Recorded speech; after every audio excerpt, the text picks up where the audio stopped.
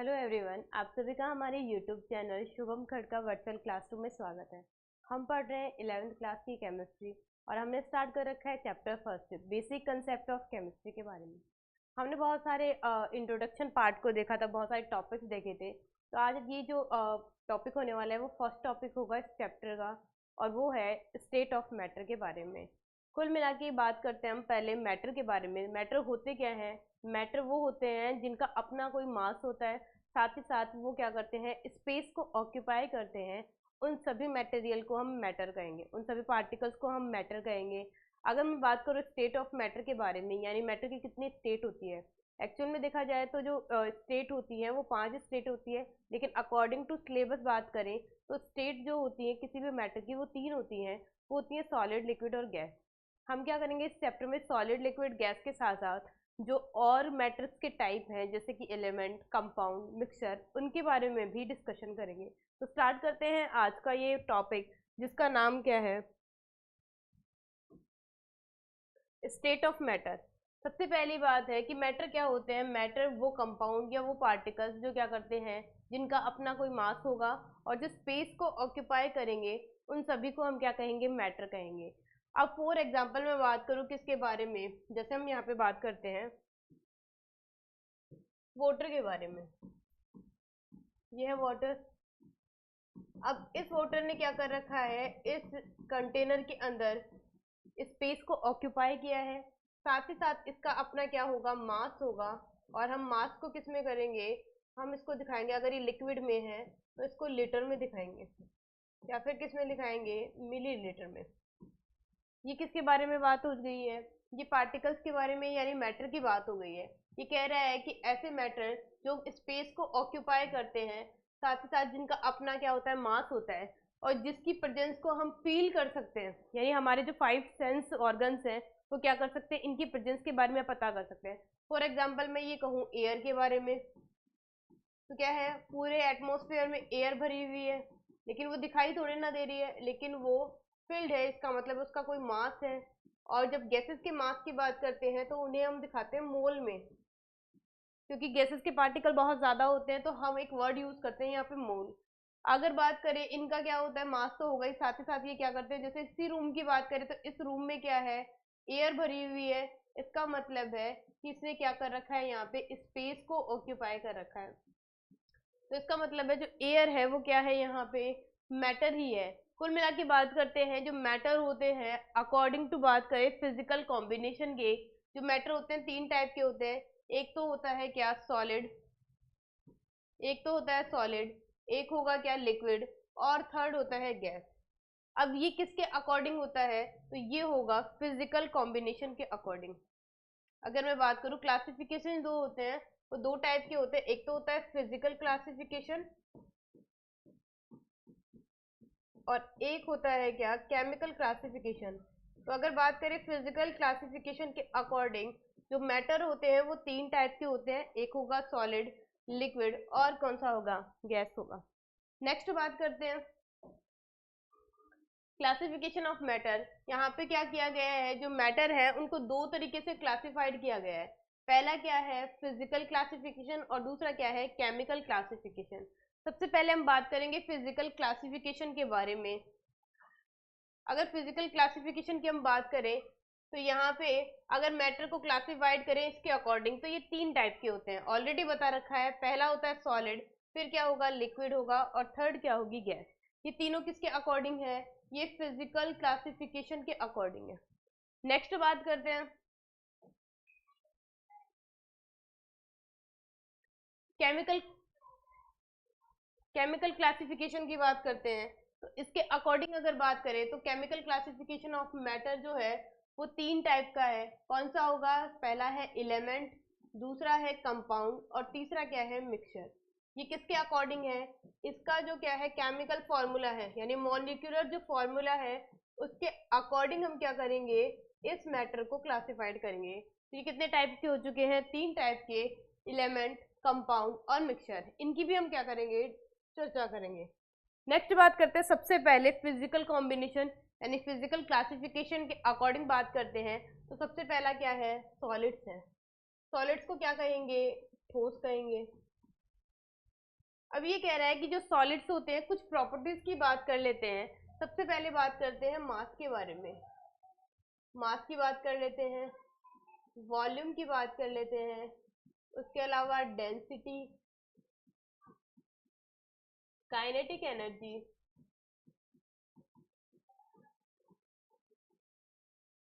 और बात कर लेते हैं जो इंटर एटॉमिक स्पेसेस हैं उनके बारे में। उसके अलावा यहाँ पे बात करते हैं हम हार्डनेस के बारे में। इन सारी फिजिकल प्रॉपर्टी की बात कर लेते हैं सॉलिड में। देखिए होता क्या है, अगर मैं बात करूँ किसी भी सॉलिड को किसी कंटेनर में रखा गया है, जैसे बात करते हैं, चाहे आप इस कंटेनर में क्या कर लीजिए, सॉलिड को रख लीजिए, या फिर हम क्या करते हैं इस कंटेनर में क्या कर रहे हैं, सॉलिड को रख रहे हैं। इससे क्या होगा, जो सॉलिड है उसके मास पे भी कोई फर्क नहीं पड़ेगा, यानी उसके वजन पे भी कोई फर्क नहीं पड़ेगा। साथ ही साथ जो वो स्पेस ऑक्यूपाई कर रहा है, यानी उसकी जो वॉल्यूम है उस पर भी कोई फर्क नहीं पड़ेगा। इसका मतलब है कि जो सॉलिड्स होते हैं उनकी डेफिनेट शेप होती है और उनकी डेफिनेट क्या होगी, वॉल्यूम होगी। यानी उनका जो वजन है वो भी क्या होगा, सेम होगा। यानी किसी भी कंटेनर में रख दो, उनके वजन में, उनके वेट में कोई फर्क नहीं आएगा। वैसे ही हम बात करें उनकी वॉल्यूम के बारे, यानी किसी भी, यानी कैसे भी कंटेनर में रख देंगे तो भी क्या होगा, उनकी वॉल्यूम में कोई फर्क नहीं आएगा। अब ये कह रहा है कि जो सॉलिड्स होते हैं वो हार्ड होते हैं और रिजिड होते हैं। रिजिड का मतलब दृढ़ होंगे और हार्ड होंगे। जैसे कि बात करूं मैं इसमें फॉर एग्जांपल मेटल्स के बारे में, मेटल्स हो गई, उसके अलावा क्या हो गया, ग्लास हो गया, ये सब क्या है, सॉलिड्स हैं। ठीक है, ये हार्ड भी होते हैं और साथ ही साथ कैसे होते हैं, रिजिड होते हैं। अब नेक्स्ट बात करते हैं अपन किसके बारे में, डेंसिटी के बारे में। डेंसिटी क्या होती है, अगर इसके फॉर्मूले की बात करें तो डेंसिटी जो है वो इक्वल होती है किसके, मास अपॉन वॉल्यूम के। डेंसिटी इक्वल होगी किसके, मास अपॉन वॉल्यूम के। अब क्या होता है, इनका जो मास है वो तो डेफिनेट है, लेकिन अगर मैं बात करूं वॉल्यूम के बारे में तो ये जो स्पेस ऑक्यूपाई करते हैं वो कंपेरेटिवली गैसेस और लिक्विड के क्या होता है, कम होता है। यानी अगर मैं बात करूं ऐसा क्यों होता है, तो ये जो पार्टिकल्स दिखाई दे रहे हैं इस कंटेनर में, उनके बीच में ये जो स्पेस है, डिस्टेंस है, स्पेस है, वो काफी कम है। और इस कम डिस्टेंस की वजह से ही क्या होगा, अगर वॉल्यूम कम है तो इनकी डेंसिटी क्या हो जाएगी, अपने आप ही ज्यादा होगी। तो हम कहेंगे जो सॉलिड्स होते हैं उनकी डेंसिटी क्या होती है, ज्यादा होती है। फिर बात करते हैं काइनेटिक एनर्जी के बारे में। अगर इनके बीच में ये जो स्पेस है जितना ज्यादा होगा, ये आपस में क्या करते हैं, एक दूसरे को फोर्स ऑफ अट्रैक्शन लगाते हैं एक दूसरे की तरफ, जिसकी वजह से ये मूवमेंट नहीं कर पाते। तो हम कह सकते हैं यहाँ पे नो मूवमेंट, या फिर क्या होगी, लेस मूवमेंट होगी। और ऐसी एनर्जी जो मूवमेंट के लिए काम में आती है उसे हम कहते हैं काइनेटिक एनर्जी। तो इसमें काइनेटिक एनर्जी क्या होती है, बहुत कम होती है या फिर नहीं होती है। ये वाली बात किसके बारे में हो गई है, काइनेटिक एनर्जी के बारे में। नेक्स्ट बात करते हैं इंटर एटॉमिक स्पेस, ये तो बता दिया है। पार्टिकल जितने पास होंगे उनके अंदर इंटर एटॉमिक स्पेस उतना ही क्या होगा, कम होगा, और वो उतने ही ज्यादा क्या होंगे, हार्ड होंगे। ये हो गया इसके बारे में। हार्डनेस की बात हो ही गई है। तो ये कुछ प्रॉपर्टीज थी किसके बारे में, सॉलिड के बारे में, कि जो सॉलिड होते हैं उनकी जो मास और वॉल्यूम है वो क्या होती है, डेफिनेट होगी। सेकंड बात करते हैं उनके अंदर इंटर एटॉमिक स्पेस होते हैं, वो बहुत ही क्या होते हैं, कम होते हैं। इसीलिए क्या होगा, उनकी काइनेटिक एनर्जी काफी कम होती है। साथ ही साथ अगर डेंसिटी की बात करें तो वॉल्यूम अगर वो कम ऑक्यूपाई कर रहे हैं तो उनकी डेंसिटी ऑटोमेटिकली क्या होगी, ज्यादा होगी। ये हो गया किसके बारे में, सॉलिड्स के बारे में। नेक्स्ट बात करते हैं लिक्विड्स के बारे में। अब ये जो लिक्विड्स होते हैं, बात करते ही वही है, यहाँ पे भी उन्हीं की। जैसे मैं बात करूँ मास के बारे में, सेकंड बात करते हैं यहाँ पे वॉल्यूम के बारे में, थर्ड बात करते हैं यहाँ पे डेंसिटी, फोर्थ है यहाँ पे काइनेटिक एनर्जी,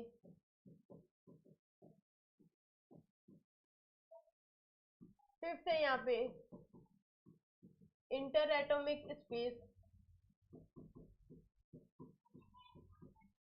और सिक्स एक और पॉइंट ऐड करते हैं फ्लूइडिटी। फ्लूइडिटी के जिसे हमको कहते हैं तरलता। अब क्या होता है, जो लिक्विड्स होते हैं उनकी वॉल्यूम तो क्या होती है, डेफिनेट होती है। मतलब कि इनकी वॉल्यूम में कोई फर्क नहीं आएगा। सपोज कीजिए एक कंटेनर है, जिसके अंदर क्या लिया गया है, 1 लीटर मिल्क लिया गया है। अब इस 1 लीटर मिल्क को अगर किसी बॉटल में भी शिफ्ट कर देंगे तो इसके वॉल्यूम में कोई फर्क नहीं आएगा, यानी इसके मास में कोई फर्क नहीं आएगा। लेकिन बात करते हैं किसके बारे में, शेप के बारे में। जिस कंटेनर में हम इसको डालने वाले हैं ये उसी कंटेनर के आकार का हो जाएगा। अगर हम इस बॉटल में या फिर इस पोट में डालेंगे तो क्या हो जाएगा, ये पोट की शेप का हो जाएगा। और इस वाले मैं ये कह दूँ ट्यूब वगैरह में यानी कंटेनर में, यूटेंसिल में डालेंगे तो ये कैसा हो जाएगा, यूटेंसिल के साइज का। इसका मतलब है इनकी वॉल्यूम तो क्या होती है, डेफिनेट होती है, बल्कि इनकी जो शेप होगी वो क्या होती है, इनडेफिनेट होती है। नेक्स्ट बात करते हैं, the liquid takes the shape of container in which it is filled, यानी जिसमें भी हम इसको फिल्ड करेंगे, प्लेस्ड करेंगे, वो उसी कंटेनर की शेप का हो जाएगा। नेक्स्ट बात करते हैं डेंसिटी के बारे में। यहाँ कंपैरिजन करते हैं कि क्या होता है, जो डेंसिटी होती है वो इक्वल होती है मास अपॉन वॉल्यूम के। वॉल्यूम जितनी कम होगी क्या होगा, डेंसिटी उतनी ही ज्यादा होगी। अब इसमें क्या है कि इसमें जो वॉल्यूम है, कंपेयर करते हैं सॉलिड के साथ। सॉलिड में क्या होते हैं, जो इंटर एटॉमिक स्पेस होते हैं वो बहुत कम होते हैं, लेकिन लिक्विड में क्या होते हैं, थोड़े थोड़े दूर दूर होते हैं, कुछ इस तरीके से ये दिखाई दे रहे हैं। इनमें जो स्पेस होगा इनके बीच में वो सॉलिड से थोड़ा ज्यादा होगा। अगर सॉलिड से ज्यादा होगा तो ज्यादा वॉल्यूम कवर करेंगे, और ज्यादा वॉल्यूम कवर करेंगे तो इनकी डेंसिटी एज कंपेयर टू, अगर मैं सॉलिड बात करूं तो वो क्या होगी, लेस देन, कम होगी। किससे कम होगी, सॉलिड से। ये हो गया किसके बारे में, लिक्विड्स के बारे में।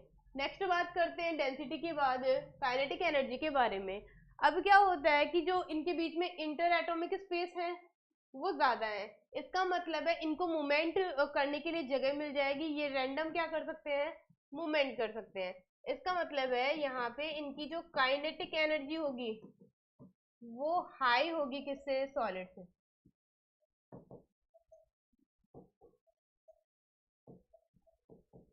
सॉलिड से ज्यादा होगी। नेक्स्ट बात करते हैं, ये स्पेस के बारे में तो बता ही दिया, फ्लूइडिटी के बारे में। फ्लूइडिटी क्या होती है, जैसे भी किसी भी लिक्विड को क्या किया जाए, फ्लोर पे डाल दिया जाए तो वो क्या करते हैं, एक जगह से दूसरी जगह अपने आप चले जाते हैं। तो इसे हम कहते हैं क्या, फ्लूइडिटी, यानी फ्लूइड के तरल के बहने का जो गुण होता है उसको क्या कहेंगे, हम यहाँ पे फ्लूइडिटी कहेंगे। अब ये जो फ्लूइडिटी होती है वो सॉलिड भी तो होती नहीं है, मतलब जैसे मैं बात करूँ टेबल वगैरह है वो एक जगह से दूसरी जगह तो जा नहीं सकती।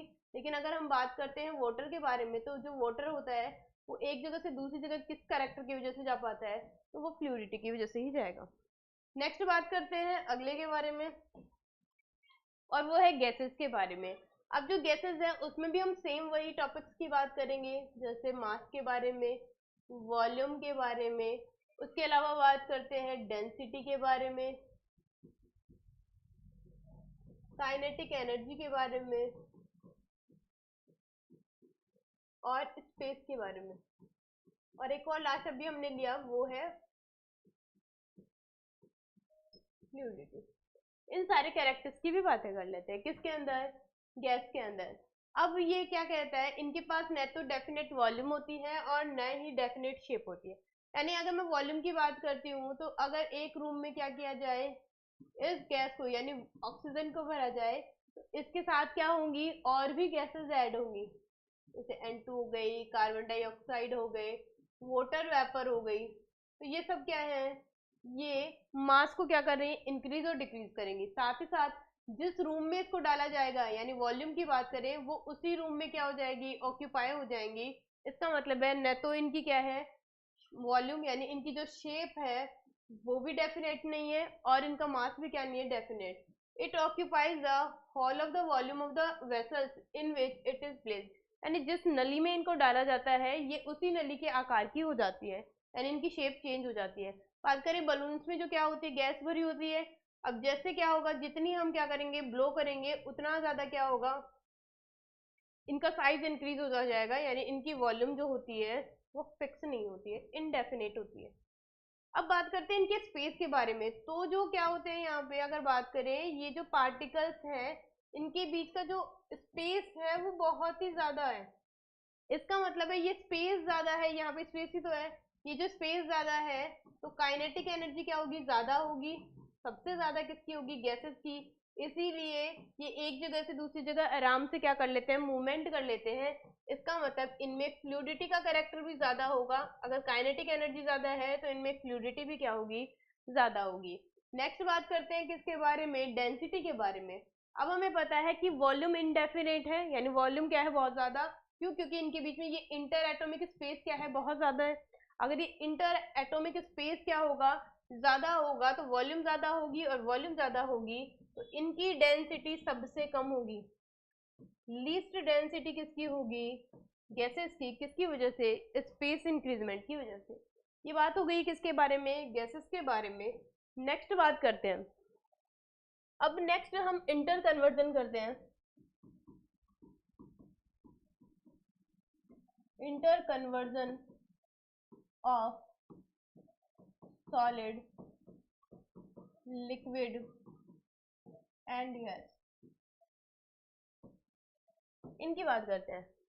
अब ये क्या है, जो सॉलिड लिक्विड गैस जो स्टेट है वो एक दूसरे में चेंज होती रहती हैं। कैसे? अगर मैं बात करूं, यहाँ पे मेरे पास क्या है, सॉलिड है, फिर लिक्विड है, और ये है गैस। ये तीन स्टेट है मैटर की। अगर मैं बात करूं तो ये सॉलिड क्या होगा, लिक्विड में चेंज हो जाए, और ये जो लिक्विड है वो गैस में चेंज हो जाए। वैसे ही सेम ये गैस फिर से लिक्विड में चेंज हो जाए, और लिक्विड फिर से क्या हो जाए, सॉलिड में चेंज हो जाए।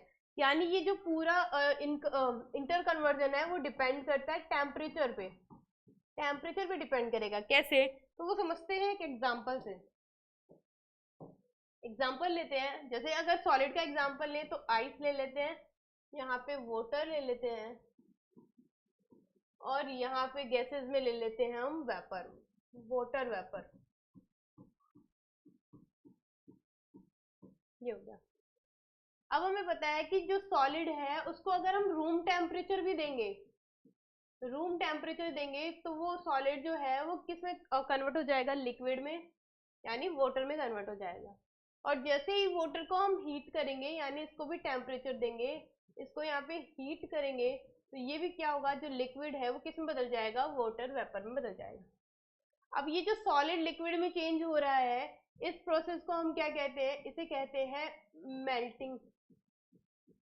ठीक है। और जो लिक्विड वो जो है वो गैस में बदल रहा है, इस प्रोसेस को कहेंगे हम बॉइलिंग।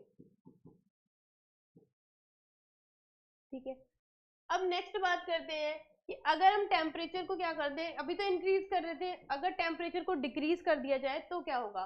तो हमें पता है कि वाटर वेपर है। जैसे मेरे पास एक कंटेनर है, और इस कंटेनर के नीचे मैंने एक बर्नर लगा रखा है, ये लो। अब क्या होगा, अगर इस कंटेनर के ऊपर एक रख दी जाए प्लेट, या फिर कोई भी कवर कर लिया जाए, और इस पे रख दी जाए क्या, आइस। ये आइस, जैसे ही वाटर वेपर क्या होगी, ऊपर की तरफ आएगी,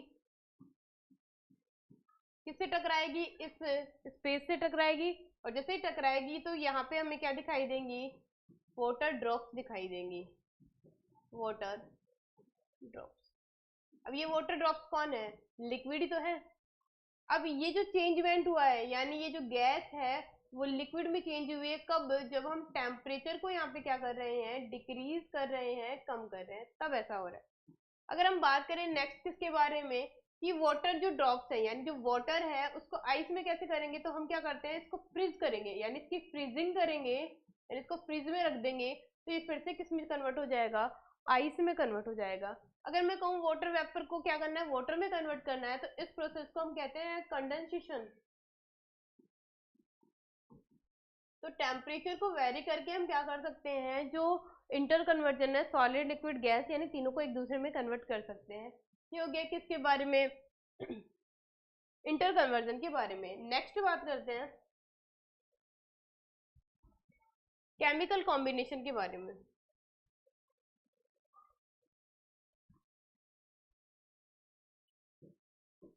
केमिकल कॉम्बिनेशन की बात करते हैं। पहला हमने कंप्लीट कर लिया फिजिकल कॉम्बिनेशन के अकॉर्डिंग, यानी फिजिकल क्लासिफिकेशन किया। उसके अकॉर्डिंग हमने क्या देखा कि जो स्टेट होती है वो सॉलिड लिक्विड गैस तीनों होंगी। लेकिन अगर बात करें केमिकल कॉम्बिनेशन यानी केमिकल क्लासिफिकेशन के बारे में, तो इन्होंने भी क्या किया है, जो मैटर है उनको तीन पार्ट में डिवाइड किया। पहला है एलिमेंट, दूसरा है कंपाउंड और तीसरा है मिक्सचर। इन तीन में डिवाइड किया है। तो सबसे पहले हम बात करते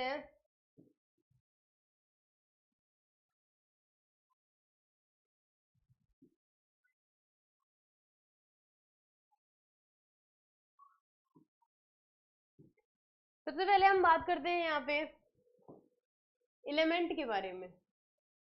एलिमेंट क्या होते हैं? तो देखिए, एलिमेंट होती है the simplest form of pure substance. यानी मैंने कोई भी सब्सटेंस ले रखा है, उसमें सिर्फ और सिर्फ एक ही टाइप का एटम प्रेजेंट है, तो वो सारे एग्जाम्पल किसके? एलिमेंट के। तो फिर से डेफिनेशन क्या बोली गई? एक ऐसा प्योर सब्सटेंस का एलिमेंट होगा जिसमें सिर्फ एक ही काइंड के क्या होंगे? एटम्स होंगे, और ये पार्टिकल्स जो है वो एटम्स में या फिर मॉलिक्यूल की फॉर्म में ही एग्जिस्ट करेंगे। उन्हें हम क्या कहेंगे? एलिमेंट। फॉर एग्जाम्पल की मैं बात करती हूँ, जैसे बात करते हैं हम लोग यहाँ पे, ये है आयरन। आयरन है। अब इसमें क्या होंगे? सिर्फ आयरन के क्या होंगे? एटम होंगे। सिर्फ आयरन आयरन आयरन। यानी ये क्या है? ये प्योर फॉर्म है सब्सटेंस की, सिर्फ आयरन ही इसमें प्रेजेंट है, तो इसका मतलब ये कौन है? एलिमेंट है। जैसे मैं बात करूँ किसके बारे में, यहाँ पे क्या है? सिर्फ ऑक्सीजन है। जिस पूरी रूम में क्या भरी हुई है? सिर्फ ऑक्सीजन भरी हुई है। इसका मतलब है कि ये क्या है? प्योर फॉर्म है किसकी? ऑक्सीजन की। तो ऑक्सीजन भी क्या है? एलिमेंट है। यानी ऐसा सब्सटेंस जिसकी प्योर फॉर्म हो, जो सिर्फ और सिर्फ उसी टाइप के एटम या मॉलिक्यूल से बना हो, उन सबको हम क्या कहेंगे? एलिमेंट कहेंगे। फॉर एग्जाम्पल कार्बन की बात करते हैं, जैसे कॉल में सिर्फ और सिर्फ क्या प्रेजेंट होता है? कार्बन प्रेजेंट होता है, तो ये किसका एग्जाम्पल है? एलिमेंट का। सल्फर किसका एग्जाम्पल है? एलिमेंट का। फॉस्फोरस की बात करते हैं, जो फॉस्फोरस होता है वो P4 फॉर्म में होता है, तो इसका मतलब है ये क्या है? इसका एटॉमिक, मैं ये कह दूं कि नंबर है, किस फॉर्म में ये रहेगा? ये टेट्रामर की फॉर्म में रहता है। आयरन बता ही दिया, लेड हो गया, गोल्ड हो गया। यानी अगर मैं बात करूं गोल्ड की किसी भी ज्वेलरी के बारे में, तो उसमें भी क्या होता है? सिर्फ और सिर्फ गोल्ड ही प्रेजेंट होता है, तो वो क्या है? एलिमेंट है। मरकरी की बात करते हैं, हमें पता है मरकरी का यूज किसमें करते हैं? तो थर्मामीटर में करेंगे, तो उसमें भी क्या होती है? सिर्फ और सिर्फ एलिमेंट की फॉर्म में होगी मरकरी। हाइड्रोजन भी क्या है? एलिमेंट है। ऑक्सीजन एलिमेंट है। साथ ही साथ नाइट्रोजन भी क्या है? एलिमेंट है। ये सब क्या है? एलिमेंट है। एलिमेंट की डेफिनेशन कुल मिला के क्या है? ऐसे सब्सटेंस जो प्योर फॉर्म में हो, यानी किसी भी टाइप का जो भी एटम है, यानी जो एटम का टाइप होगा वो एक ही टाइप होगा। वो एटम्स भी हो सकते हैं और मॉलिक्यूल्स भी हो सकते हैं। अब ये मॉलिक्यूल से मतलब क्या है? मॉलिक्यूल का मतलब है एक से ज्यादा जब एटम आपस में मिल जाते हैं, एक ही टाइप के भी हो सकते हैं और डिफरेंट भी हो सकते हैं। एक टाइप के होंगे तो उनको हम क्या कहेंगे? मॉलिक्यूल कहेंगे, और एक से ज्यादा टाइप के मिलेंगे तो उन्हें कंपाउंड कहेंगे। ये किसके बारे में हो चुका है? एलिमेंट के बारे में। तो ये सब किसके एग्जाम्पल हैं? ये सब एग्जाम्पल हैं एलिमेंट के। कुल मिला के हमारी पीरियोडिक टेबल में, periodic table chapter number 3, periodic table में जितने भी एटम दिखाई देते हैं, जितने भी एटम हैं, वो सब कौन है? वो सब एलिमेंट है। वो सब एलिमेंट्स है। ये है एलिमेंट की डेफिनेशन। नेक्स्ट बात करते हैं अगले के बारे में, और वो है कंपाउंड। कंपाउंड की बात करते हैं। अब कंपाउंड क्या होते हैं? एलिमेंट होते थे जिसमें एक टाइप के एटम या मॉलिक्यूल कंबाइन होके क्या करते हैं? एक जैसा क्या बनाते हैं? मॉलिक्यूल या एटम बनाएंगे, उसे हम क्या कहेंगे? एलिमेंट। लेकिन कंपाउंड की डेफिनेशन कुछ अलग है। कंपाउंड क्या कहता है कि कोई भी ऐसा सब्सटेंस है जिसमें दो या फिर दो, एक भी हो सकता है और एक से ज्यादा, ये कह रहा है कि दो या फिर दो से ज्यादा क्या होंगे? एलिमेंट होंगे। लेकिन कंडीशन क्या रखी है? उनकी जो कॉम्बिनेशन की प्रोपोर्शन होगी वो डेफिनेट होनी चाहिए। ये नहीं है कि हम क्या कर रहे हैं, H2 और O2 को मिला रहे हैं। ऐसा नहीं होना चाहिए। अगर हमें वाटर बनाना है तो हम ऐसा नहीं कर सकते हैं। इसका मतलब है कि हाइड्रोजन और ऑक्सीजन की जो प्रोपोर्शन है वो डेफिनेट होनी चाहिए, तभी हम क्या बना सकते हैं? कंपाउंड बना सकते हैं। अब इनका मतलब ये है कि अगर ये वाटर है, ऑक्सीजन, और ये है हाइड्रोजन, ठीक है, अब ये कैसे मिलके बने होंगे? तो ऑक्सीजन जो होती है उसका एटॉमिक मास होता है 8, सॉरी एटॉमिक नंबर होता है 8, और हाइड्रोजन का क्या होता है? 1 होता है। इसका मतलब है इनका जो डेफिनेट प्रोपोर्शन है वो कितना है? 8:1 है। ये है ऑक्सीजन के लिए, और ये वाला किसके लिए है? हाइड्रोजन के लिए है। ये मिलके क्या बनाते हैं? वाटर का मॉलिक्यूल। जैसे मैं बात करूं अमोनिया के बारे में, अमोनिया ये होती है ये NH3। तो अगर इसके एटॉमिक नंबर की बात करें तो ये 7 होता है, और हाइड्रोजन की बात करते हैं तो ये 3 होता है। इस तरीके से ये क्या होंगे, कंबाइन होंगे और क्या बनाएंगे, अमोनिया। जैसे मैं CH4 की बात करूं, मैथेन की, तो इसमें कार्बन होगा वो 1 प्रोपोर्शन में है, और हाइड्रोजन क्या है 1 प्रोपोर्शन में होगा। ठीक है, नेक्स्ट बात करते हैं। जैसे यहाँ पे बात करें, अगर मैं मॉलिक्यूल की बात करूं, एटम और मॉलिक्यूल में क्या फर्क है, एटम हमेशा एक ही नंबर में होगा और मॉलिक्यूल क्या होगा, एक से ज्यादा होगा। तो ऑक्सीजन जो एटम है वो मिलके क्या बना रहे हैं, मॉलिक्यूल, यानी O2 को ही हम मॉलिक्यूल भी कहते हैं और O2 को ही हम एलिमेंट भी कहते हैं, क्योंकि इसमें एक ही टाइप का क्या प्रेजेंट है, एटम प्रेजेंट है। नेक्स्ट बात करते हैं कंपाउंड के बारे में। अब कंपाउंड में क्या है, ये कौन सा मॉलिक्यूल है, वाटर मॉलिक्यूल, ये ऑक्सीजन है और ये हाइड्रोजन है, ये ऑक्सीजन और ये है हाइड्रोजन। तो इसका मतलब है इनमें एक से ज्यादा क्या है, 2 और मोर टाइप ऑफ एटम या एलिमेंट एक ही बात है, तो उसे हम क्या कहेंगे, कंपाउंड कहेंगे। पर शर्त क्या है, इनकी जो प्रोपोर्शन है वो डेफिनेट होनी चाहिए। नेक्स्ट बात करते हैं अगले के बारे में, और वो है मिक्सचर। देखिए मिक्सचर क्या होता है, जैसे अगर मैं बात करूं, ये है एक कंटेनर और इस कंटेनर में मैंने भर रखा है वाटर। अगर इस वाटर में हम ऐड कर दें शुगर, यानी पहले मैंने यहाँ पे लिक्विड स्टेट ले रखी थी और फिर मैंने इसमें ऐड ऑन कर दी सॉलिड स्टेट। ठीक है, अब ये किसका मिक्सचर है, यानी ये किसका कंपाउंड है, तो ये होगा वाटर प्लस शुगर का कंपाउंड होगा। तो इसमें क्या होगा, इसमें जैसे मैं कहूँ कि ये सॉलिड सॉलिड का भी हो सकता है, मतलब सॉलिड सॉलिड सेम नहीं होनी चाहिए, डिफरेंट होनी चाहिए। जैसे हम बात करते हैं एलओए के अंदर, यानी मिश्र धातु जो होती है वो एक से ज्यादा मेटल की बनी होती है, यानी एक से ज्यादा काइंड की मेटल की बनी होती है, तो वो भी क्या है, मिक्सचर का एग्जाम्पल है। जैसे मैं बात करूँ सॉलिड और लिक्विड, सॉलिड और लिक्विड की बात करते हैं, तो इसका अभी एग्जाम्पल दिया वाटर एंड शुगर, ये भी हो सकता है। अगर हम बात करते हैं यहाँ पे लिक्विड और लिक्विड की, तो इसका एग्जांपल क्या हो सकता है, लिक्विड में वाटर ले लो और एक और लिक्विड में क्या ले लो, अल्कोहल ले लो। तो ये भी किसका एग्जांपल है, मिक्सचर का। कुल मिला के मिक्सचर से मतलब है कि हमें यहाँ पे क्या करने हैं, हमें एक से ज्यादा या सेम सेम वाली स्टेट को क्या करेंगे, सॉरी डिफरेंट टाइप की स्टेट को क्या करेंगे, आपस में मिक्स करेंगे, या फिर क्या करेंगे यहाँ पे सेम वाले स्टेट को आपस में मिक्स करेंगे, लेकिन वो सेम काइंड की नहीं होनी चाहिए, वो डिफरेंट टाइप की होनी चाहिए। अगर ऐसा हम कर रहे हैं तो हम किसका फॉर्मेशन करेंगे, मिक्सचर का फॉर्मेशन करेंगे। अगर बात करते हैं नेक्स्ट अगर हम बात करें तो मिक्सचर दो टाइप के होते हैं, मिक्सचर होते हैं दो टाइप के होते हैं। एक तो मिक्सचर होता है होमोजीनस, होमोजेनस मिक्सचर होता है जिसे हम समांगी मिश्रण कहते हैं, और दूसरा होता है हेटेरोजीनस मिक्सचर। दो टाइप के मिक्सचर होते हैं। अब होमोजेनस क्या होता है, होमोजेनस का मतलब होता है कि जब भी हम क्या करेंगे, दो टाइप की या फिर सेम टाइप की स्टेट को आपस में मिक्स करेंगे, तो हमें वहां पे विजिबल बाउंड्री नहीं दिखनी चाहिए, नो विजिबल बाउंड्री।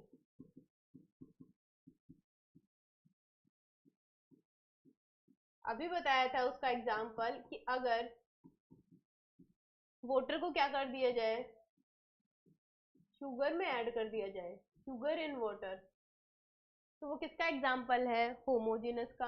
अगर बात करें हम यहाँ पे सॉल्ट इन वाटर, ये भी किसका एग्जाम्पल है, होमोजेनस का। इसका मतलब है कि अगर सपोज कीजिए ये है क्या, शुगर और वाटर का मिक्सचर, अगर इसको थोड़ी देर के लिए रख दिया जाए तो फिर भी हम इसकी बाउंड्री के बारे में पता नहीं कर सकते कि कौन से पोर्शन में शुगर प्रेजेंट है और कौन से पोर्शन में वाटर प्रेजेंट है। इसका मतलब है कि ये कैसा मिक्सचर है, एक होमोजीनस मिक्सचर है। अब बात करते हैं किसके बारे में, हेट्रोजीनस के बारे में। हेट्रोजीनस मिक्सचर की बात करते हैं, तो इसके एग्जाम्पल की बात करें तो एक कंटेनर लेते हैं, पहले भरते हैं उसमें वाटर, ये है वाटर, और इसमें डालते हैं हम सैंड, मिट्टी डालते हैं, ठीक है। अब क्या होगा कि जैसे हम इसको क्या करेंगे, मिक्स करेंगे, तो क्या हो जाएगी, ये जो सैंड है वो वाटर में मिल जाएगी। लेकिन जैसे ही हम इसको रेस्ट करने के लिए रखेंगे, हमें दिखाई देगा कि जो सैंड के पार्टिकल्स हैं वो नीचे जाके क्या हो गए हैं, बॉटम पे बैठ गए हैं। इसका मतलब है हमें वाटर की और साथ ही साथ सैंड की अलग अलग बाउंड्रीज दिखाई दे रही हैं। तो हेट्रोजीनस मिक्सचर का मतलब होता है जिसमें हमें एक विजिबल बाउंड्री दिखाई दे, विजिबल बाउंड्री दिखाई दे, वो क्या है, हेट्रोजीनस मिक्सचर है। जैसे कि मैं बात करूं यहाँ पे कि एक और एग्जांपल अगर लें, अगर हम यहाँ पे क्या कर दें, इस वाटर में मिक्स कर दें मेटल को, यानी मेटल के मैंने क्या कर रखे, छोटे छोटे टुकड़े कर रखे हैं और इसको इसमें मिक्स किया, तो ये भी किसका एग्जांपल है, तो ये भी हेट्रोजीनस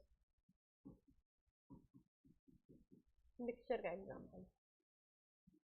तो कुल मिला के हम लोगों ने स्टेट ऑफ मैटर के बारे में पढ़ लिया है। हमने बात की है आज की जो फिजिकल क्लासिफिकेशन है और केमिकल क्लासिफिकेशन के अकॉर्डिंग जो मैटर है वो कितने टाइप के होते हैं, उनकी क्या क्या प्रॉपर्टीज होती है, उनकी चर्चाएं हमने कर ली है। इसी के साथ ये स्टेट ऑफ मैटर वाला टॉपिक खत्म होता है। कल हम अगला टॉपिक लेके आएंगे। केमिस्ट्री के साथ साथ फिजिक्स और मैथ की क्लासें चल रही हैं। ये जो क्लासें होंगी वो पूरी तरीके से एनसीईआरटी बेस्ड होंगी और फ्री ऑफ कॉस्ट क्लास होने वाली है। आई होप आपको ये वीडियो पसंद आया होगा, तो इस वीडियो को ज़्यादा से ज़्यादा अपने फ्रेंड्स में क्या कीजिए, सर्कुलेट कीजिए ताकि हमें मोटिवेशन मिलता रहे। इस वीडियो को लाइक कीजिए, साथ ही साथ हमारे चैनल को सब्सक्राइब कीजिए। धन्यवाद।